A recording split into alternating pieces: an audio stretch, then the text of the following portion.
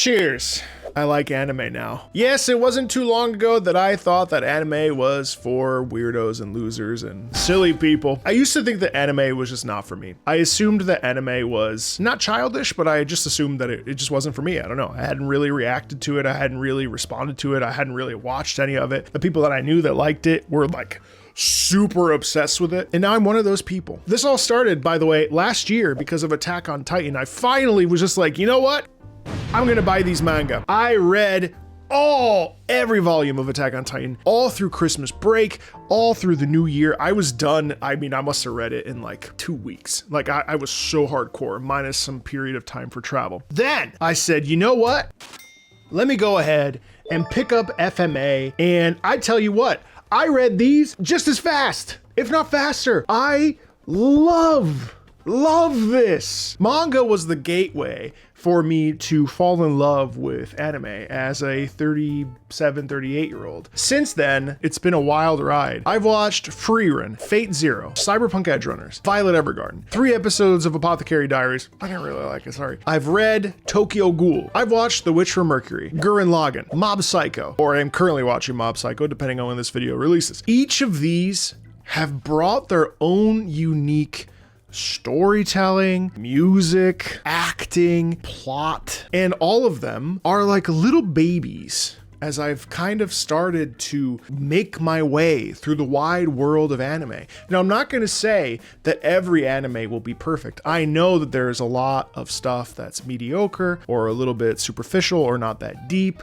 However, I am so blown away by this medium to the point that I want to share it with as many people who are open to experiencing it as possible, whether it's in sub or dub. I have become so invested so quickly to so many characters. Frieren, for instance, is the discovery of the self and what it means to discover love and trying to understand the pieces of the puzzle of your life and why things are the way they are and becoming like the people that inspire you or believe in you. The Witch from Mercury was all about embracing who you are and figuring out what your place in the world is. That is a common trope, and obviously there are tropes in anime that are pretty consistent. I will say that I'm not necessarily crazy about battle shonen. I have not dove into One Piece, Naruto. Those are not things that I feel called to. I really like the psychological and emotional journeys that a lot of these characters go on. It's not to say that I wouldn't be opposed to reading a One Piece. I know that would be a year-long process. I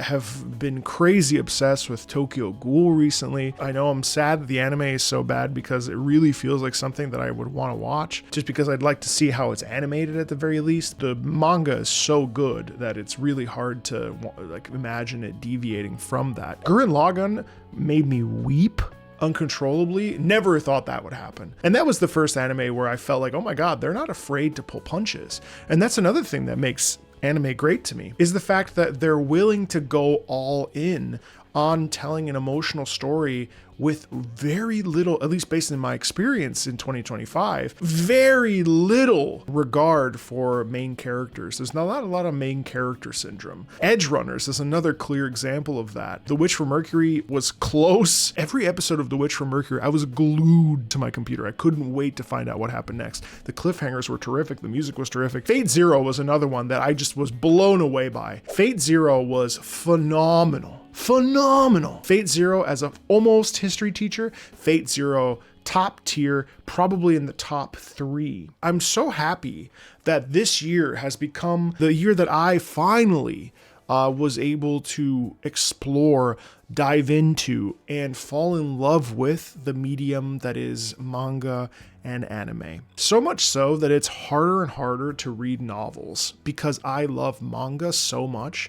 I read it at a fast pace. I go about it at my own pace. If I want to stop on a panel and really dig in with the action or the character emotion through their faces or what have you, I can do that. In anime, it's like it takes the manga off the page and elevates it on a whole new dimension. It's fantastic. It's really incredible to read a manga first, and maybe I'm weird about this, but I like to read manga first and then go and see anime, because it's almost like I get to see what happens when it comes to life, when it pops off the page. The problem is that some of the, obviously the hype moments, they don't necessarily feel as intense as if you were watching them for the first time.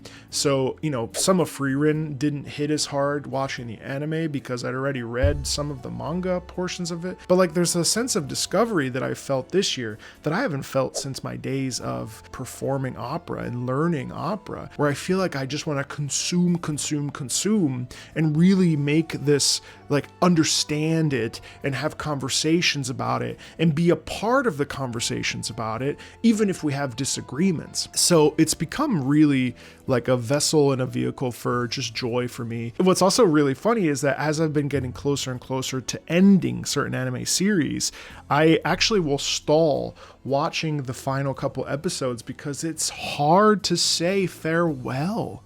Because these characters, more so than in movies and in games, you feel, and I think it's because they feel big emotion, and it's also very direct. The big emotions that come through an anime are so visceral that you automatically connect to them in a deep way. And I think because we, as people, feel emotion in a big way.